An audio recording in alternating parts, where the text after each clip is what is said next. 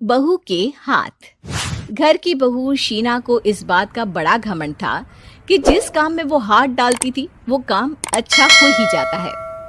शीना की हर बात में हाथ का इस्तेमाल जरूर होता था। एक दिन शीना का पति आकाश उससे कहता है, कल जो वो भिंडी बनाई थी ना तुमने, वाह वाह वाह वाह, मजे आ गए। मैंने अपने हाथों से बनाई थी। मेरे हाथों में वैसे भी जादू है, जिस चीज को छू लेती हूँ सोना बन जाती है। अब ये थोड़ा ज्यादा हो रहा है। मतलब अगर हर चीज को छू के सोना ही बना देती हो तुम, तो हमारे नाम के पीछे भी अंबानी लगा देते हम। चुप रहो, मुंह पे हाथ रख लो, कुछ भी बोलते रहते हो। शीना की सास बगिया से पूजा के लिए फूल चुन रही थी। सुंदर, अति सुंदर, कितने प्यारे गुलाब के फूल हैं। भगवान जी खुश हो जाएंगे। मैंने अपने हाथों से जो पौधा लगाया था, मेरे हाथों की कोई भी चीज बेकार नहीं जाती। हाँ बेटा, सही कह रही है। इसीलिए तो तुम्हारे पिताजी से मैंने अपने बेटे के लिए तुम्हारा हाथ मांगा था। और उन्होंने हाथों हाथ में मेरा हाथ आपकी बेटी के हाथ में दे भी दिया था। हाँ बेटा, वो तो है, पर मुझे ये बता, तू ये हर बात में हाथ क्यों बीच में लेकर आती है?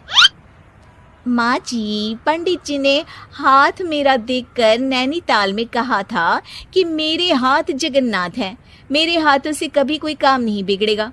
तो मेरे हाथों की तारीफ तो मुझे करनी पड़ेगी ना। हाँ हाँ, ठीक ही कह रही हो वैसे। तो मिलाओ हाथ इसी बात पर। शीना को न सिर्फ इस बात पे गर्व था कि उसके हाथ से सब अच्छा होता है, बल्कि घर के सारे काम भी वो पहले अपने हाथ से करती, फिर कोई दूसरा उन कामों को कर पाता।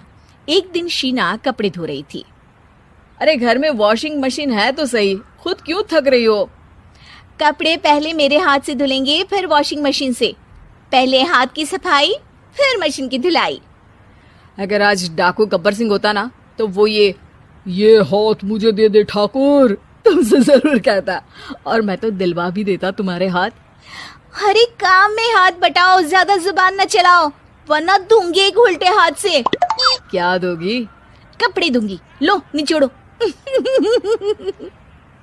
ऐसे ही एक दिन, अरे बहू, ये सोफे पर चढ़कर हाथ से पंखा क्यों घुमा रही हो? माँ जी, क्योंकि मेरे हाथ से घूमेगा तो ज्यादा अच्छे से हवा देगा।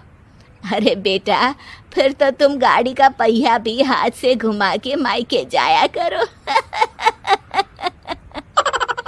एक बार आकाश ने घर पर कार लाने की बात छेड़ी। माँ, सोच रहा हूँ कि एक कार लेकर आता हूँ। ले ले बेटा, क्यों नहीं? अरे पैसे हो तो हवाई जहाज भी ले लेना। हाँ, पैसा तो हाथ का मेल है, ले लेते हैं। इस हाथ पैसे देंगी, उस हाथ कार ले लेंगी। मुझे तो लगता है कि बहू कार भी अपने हाथों से धक्का लगाकर घर लाएगी। वो तो नहीं करूंगी, लेकिन सबसे पहले स्टीयरिंग पर हाथ मैं ही लगाऊंगी, ताकि गाड़ी का आना शुभ हो। अरे घर ले आने तो दो, फिर हाथ लगा लेना। लेकिन शीना नहीं मानती। अगले दिन ही सब कार लेने जाते हैं। शीना सेल्समैन से कहती है, भैया ये कार बहुत पसंद है, पैक कर दो। अरे ओ भाग्यवान, 2 मीटर कपड़ा नहीं है जो पैक करवा ले, जरा चला कर तो देखने दो। यस सर, बिल्कुल, टेस्ट ड्राइव कीजिए ना। अरे नहीं नहीं, सबसे पहले मैं हाथ लगाऊंगी गाड़ी को, मेरे हाथ अच्छे हैं। अरे यार, हाथ तो मैं भी धोता ही हूँ, और आजकल तो सैनिटाइजर से भी धोता हूँ। मेरे काम में हाथ ना अड़ाओ। अरे टांग ना अड़ा होता है भाग्यवान, हाथ नहीं।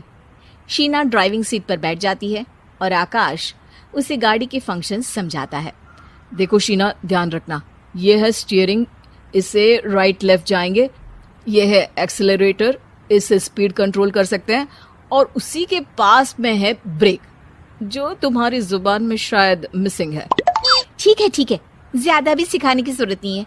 मेरी माँ तो कहती है कि मैं अगर अपनी शुभ हाथ लगा दूं तो जग घूम जाए, तो ये स्टीयरिंग क्या चीज है?